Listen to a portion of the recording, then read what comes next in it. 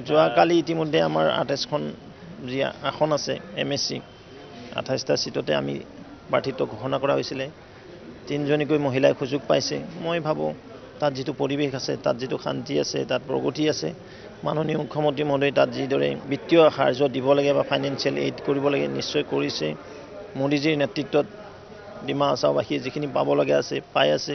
তাত ৰাস্তা ঘাট সুন্দৰ হৈছে, আন্তঃগাঁথনি আছে, চিকিৎসা, স্বাস্থ্য সকলো ক্ষেত্ৰতে আগবাঢ়ি গৈছে। তেনেস্থলত যি নিৰ্বাচন হ'বলৈ গৈ আছে, এই নিৰ্বাচন ভাৰতীয় জনতা পাৰ্টিৰ সপক্ষে মানে 100% বুলিয়ে কৈছোঁ।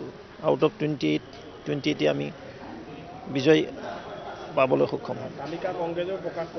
নিশ্চয় কৰিব পাৰে দিয়কচোন। অপজিশ্যন নাথাকিলে কি এনেকৈ খেল হ'ব?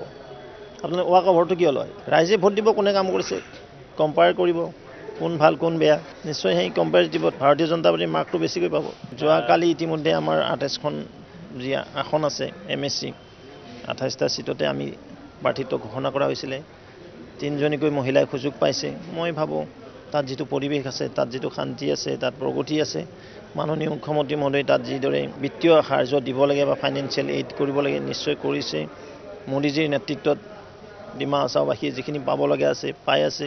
তাত ৰাস্তা ঘাট সুন্দৰ হৈছে, আন্তঃগাঁথনি আছে, চিকিৎসা, স্বাস্থ্য সকলো ক্ষেত্ৰতে আগবাঢ়ি গৈছে। তেনেস্থলত যি নিৰ্বাচন হ'বলৈ গৈ আছে, এই নিৰ্বাচন ভাৰতীয় জনতা পাৰ্টিৰ সপক্ষে মানে 100% বুলিয়ে কৈছোঁ।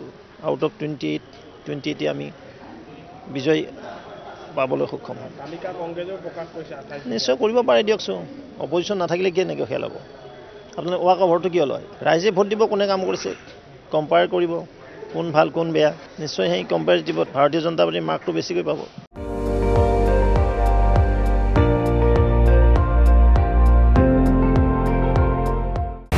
আপুনি চাই আছে ND24 সৰ্বশ্ৰেষ্ঠ নহয় সৰ্বোত্তমৰ দৌৰা।